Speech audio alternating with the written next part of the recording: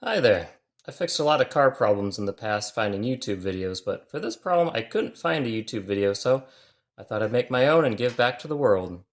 This video is going to cover troubleshooting and fixing the rear media USB port for a UConnect equipped 2019 Pacifica. If you've spent thousands of dollars on a UConnect media system for your Pacifica and immediately regretted it, welcome to the club. The UConnect Blu-ray player normally works pretty well, but my kids rarely want to watch the same thing. So I loaded a bunch of MP4s onto a USB drive, so now they can pick what they want to watch on their screen. And since the first week that we did it, we always occasionally had problems where the USB device just wouldn't be read. And it didn't matter. I tried different brands, different sizes, partition types, and I couldn't get anything consistent. And it worked on and off, mostly on for the last 4 years, but a few weeks ago, the USB port just would not recognize any device at all. The frustrating thing about it working on and off was that I didn't want to take the time to drive all the way to the dealership for it to work flawlessly for them and them not be able to diagnose or troubleshoot it. So I more or less just had to wait for a complete failure. And now it's out of warranty. The problem I'm having right now is no matter how many times I tried to connect any USB to the UConnect media port, it just does not detect it. It doesn't seem like the port is broken because it's still charging my phone connected to that USB port. So I'm wondering if it's a problem with the data cable.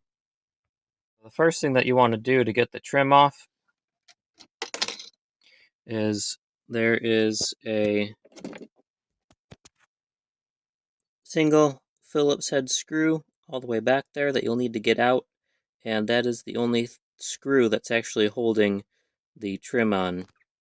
So first, I'm going to pop this rubber insert out, and then I'll use a Phillips screwdriver to remove that screw. You could also use a hex socket.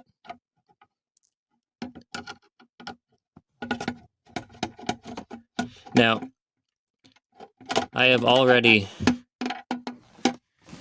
popped the trim off one time, and I didn't want to put it on again for the purposes of this video, but after you take out that screw, you will need to take a flathead screwdriver all the way around the edges here and pop all these locking clips out. It took a while, so be patient with it.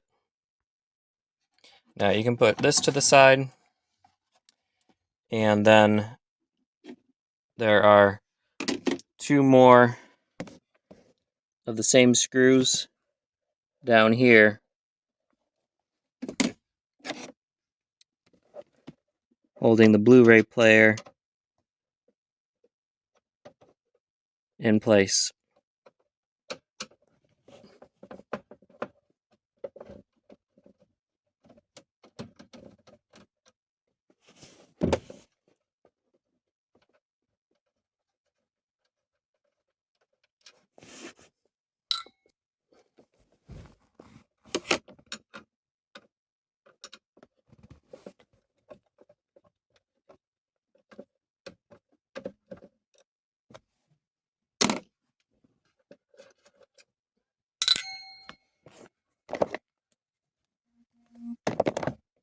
And then you should just be able to pull the whole thing out.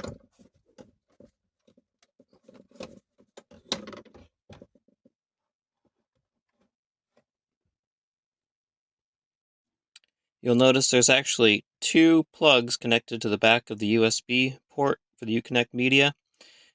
The top one here with the red and orange and black wire, that's actually the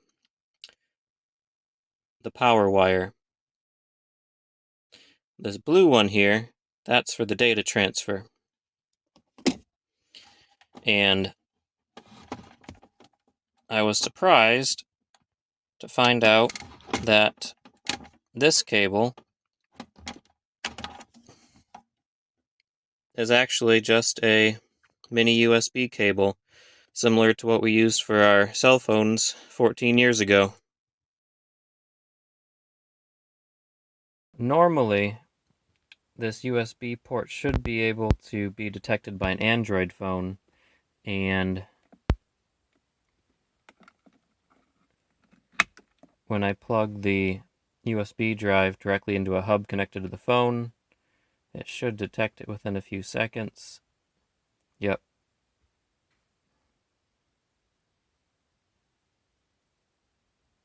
So, there it is.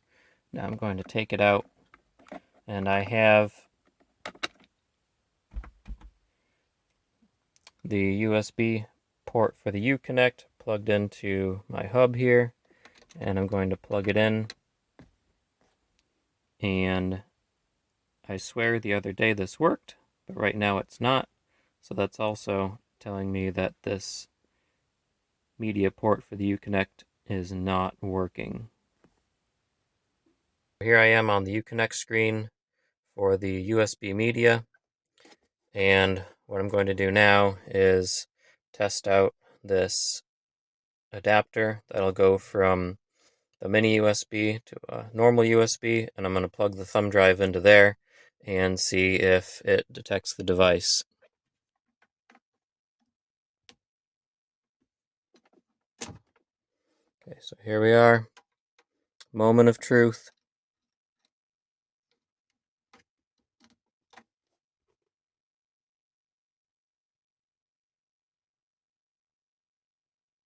Device connected. And by bypassing the UConnect USB media port straight to a regular USB, everything works fine. This tells me that there is a problem with the USB port for the UConnect and it needs to be replaced.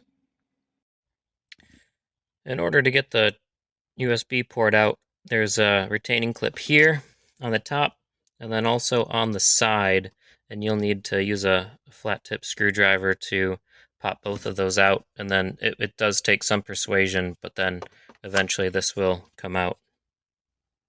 There actually was a third clip on the bottom, which I believe you'll need to go in from underneath, and there's a slot down here if you don't want to risk breaking any of the tabs.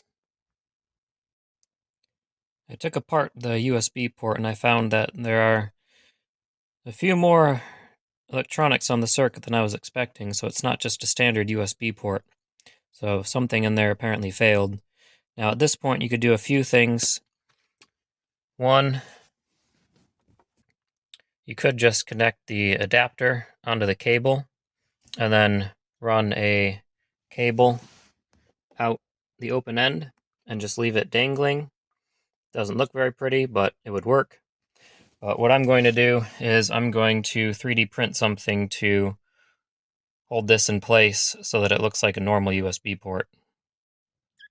Or you could just replace the USB port, and I'll leave this part number in the description below. I took the time to design and 3D print a adapter holder for the USB port that I plan to install, and I'm hoping that it's going to pop in seamlessly.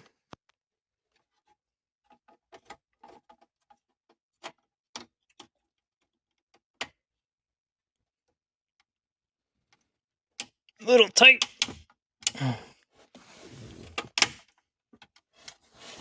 But it's in. And looks pretty good. Now I just need to connect the cable, and I should be good. I plugged in the USB data cable for my new port, and this cable is actually only powering the white ring light around the USB port, so I'm losing that, but not a big deal. The data cable is actually carrying some power through it, so it can still charge a phone if you wanted to plug your phone into that port. So now in order to put everything back together, we'll just put it back together in the opposite order of which we took it apart.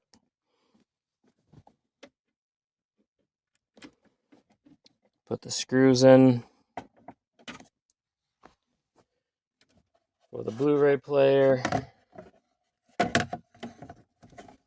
And then we'll pop all of those retaining clips in and put this screw back in. Okay, so everything's back together now, and I'm going to plug in one of my usual 16 gigabyte USB drives. Make sure that the device is red, and it is. Now, I'm going to go out on a limb here and try out this 32 gigabyte drive, which I've never been able to get to work before with the normal port. And hot dog, it works. Maybe. It's taking a little bit longer to read, and yep, it works. Thanks for watching. I hope this video will help someone out and make your next family road trip a little more peaceful.